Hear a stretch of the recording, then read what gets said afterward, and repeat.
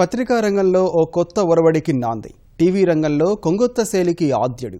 అన్నదాతలకు అక్షర సాయం చేస్తున్న మార్గదర్శి. అత్యధిక సర్క్యులేషన్ సాధించిన తెలుగు దినపత్రిక నుంచి ప్రపంచంలో అతిపెద్ద స్టూడియోతో గిన్నిస్ రికార్డు వరకు ఆయన దాటిన మైలురాళ్లు ఎన్నో. కాలిడిన ఏ రంగంలోనైనా ఆటుపోట్లకు ఎదురొడ్డి సాధించిన విజయాలు ఎప్పటికీ స్ఫూర్తిదాయకం.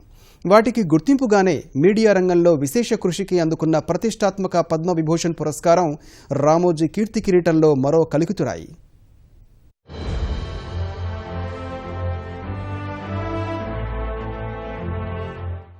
నిరంతర శ్రమ, నిత్యం కొత్తదనం కోసం తపన, నిజాయితీతో కూడిన వ్యాపార నిర్వహణ, తాను పుట్టిన నేల కోసం, చుట్టూ ఉన్న సమాజం కోసం గట్టిమేలు తలపెట్టే మొక్కవోని సంకల్పం, చెక్కు చెదరని ఆత్మస్థైర్యం అన్నీ కలిసిన ఆ ఆధునిక ఋషి రామోజీరావు.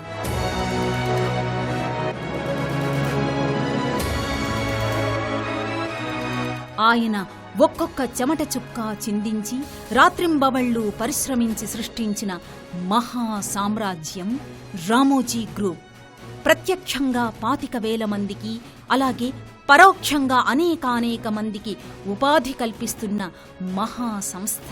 ఉషోదయంతో సత్యం నినదించుగాక అంటూ తెలుగు వాకిళ్ల వెలుగు చుక్కలా ప్రభవించే ఈనాడు నుంచి క్షణక్షణం ఆనంద వీక్షణం అందించే వినోదాల ప్రభంజనం ఈటీవీ వరకు దుక్కి దున్ని జాతికి పట్టడన్నం పెట్టే రైతన్నకు అండదండగా నిలిచే అన్నదాత. ప్రపంచంలోనే అతిపెద్ద చిత్ర నిర్మాణ ప్రాంగణం రామోజీ ఫిల్మ్ సిటీ. అన్నీ ఆయన ఆలోచనల ప్రతిరూపాలే.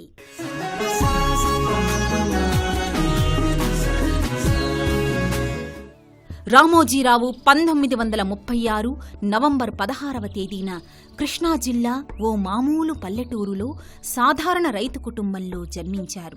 పత్రికా రంగంలో తొలి ఆవిష్కరణ అన్నదాత. 1969లో అన్నదాత మాసపత్రిక ప్రారంభించి ఆధునిక సాగు బడిగా తీర్చిదిద్దారు.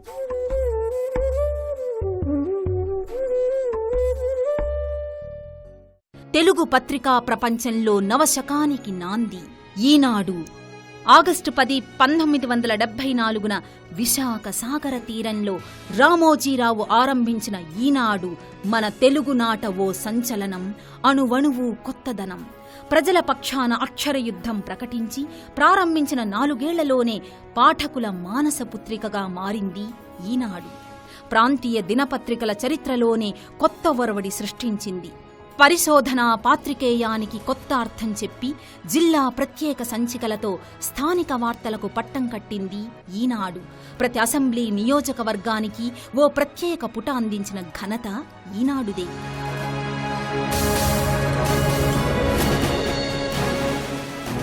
రామోజీరావు 1995లో స్థాపించిన ఈటీవీ అనతి కాలంలోనే తెలుగు ప్రజల గుండెల్లో తిరుగులేని స్థానం సంపాదించుకుంది. ఇంటింటా మన టీవీ అనిపించుకుంటూ టీవీగా అగ్రస్థానం అందిపుచ్చుకుంది. అనతి కాలంలోనే దేశవ్యాప్తంగా ఈటీవీ నెట్వర్క్ను విస్తరించి ప్రాంతీయ భాషా ఛానళ్లకు కొత్త అర్థం చెప్పారు. తెలుగు రాష్ట్రాల కోసం ఈటీవీ ఆంధ్రప్రదేశ్, ఈటీవీ తెలంగాణ ఛానళ్లను ప్రారంభించి విశ్వసనీయ సమాచార వేదికలుగా తీర్చిదిద్దారు. ఆ కీర్తి కిరీటంలో ఇటీవలే కొత్తగా వికసించిన ఛానళ్లు ETV plus, ETV cinema, ETV Abhiruchi, ETV live. చిత్రరంగ విశేషాల సుమమాలిక సితార, సాహితీ రంగంలో విశేష సేవలందిస్తున్న విపుల, చతుర. ఇవన్నీ రామోజీరావు ఉత్తమాభిరుచి, సాహితీ సేవకు నిదర్శనం. మాతృభాషపై ఎక్కడలేని మమకారంతో తల్లిపాల రుణం తీర్చుకునేందుకు తెలుగు వెలుగు పత్రిక జాతికందించారు. పిల్లల మనసుల్లో వినోద విజ్ఞాన కాంతులు చిమ్మేందుకు బాలభారతం ఆరంభించారు. ఇవాళ ఆ పత్రిక 103,000 ప్రతులతో దేశంలోని బాలల పత్రికల్లో 3వ స్థానంలో నిలిచింది. మీడియాలో ఆయన చేసిన ప్రతి ప్రయోగం వినూత్నమే. ప్రతి ఒక్కరూ ఆయన బాటలో నడవాల్సిందే. వెండి తెరపైన రామోజీరావు ముద్ర ప్రత్యేకం. అవి కదిలే బొమ్మలు మాత్రమే కావని, మనసుని కదిలించే భావాలని నిరూపించారు. ఉషా కిరణ్ మూవీ స్థాపించి వివిధ భాషల్లో 87 సినిమాలు నిర్మించారు. తన చిత్రాలు చైతన్య దీపాలని, ప్రగతి రథచక్రాలని ఎలుగెత్తారు. ఇవన్నీ ఒక పార్శ్వమైతే సమాజహితమే తన అభిమతంగా అనేక కార్యక్రమాల్లో ముందు నిలిచారు రామోజీరావు. స్వచ్ఛ భారత్ యజ్ఞానికి ఆయన అందిస్తున్న సహకారం అపారం.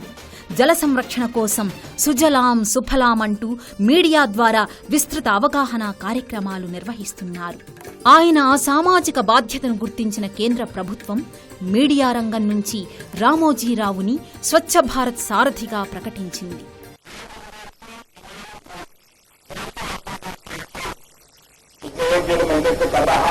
लेकिन विशेष रूप से आज रामोजीराव और पूरे ईनाडू ग्रुप को निमंत्रित करता हूं। वैसे जब से स्वच्छता अभियान का मिशन चला है, मैंने देखा है कि आंध्र तेलंगाना से ईटीवी, ईनाडू और खास करके श्रीमान रामोजीराव, उनकी आयु तो बहुत है, लेकिन उनका जो जुस्सा है वो किसी नौजवान से भी कम नहीं है।